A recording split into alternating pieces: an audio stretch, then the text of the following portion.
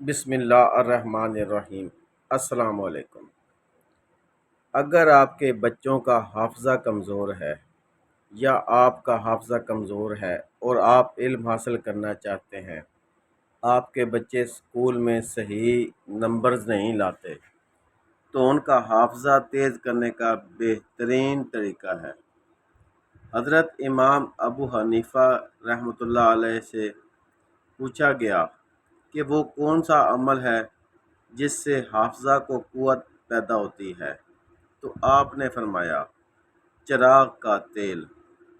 مطلب یہ ہے کہ جو شخص راتوں کو جاگ کر جتنا زیادہ مطالعہ کرے گا، اسی قدر اس کے حافظہ میں قوت پیدا ہوگی۔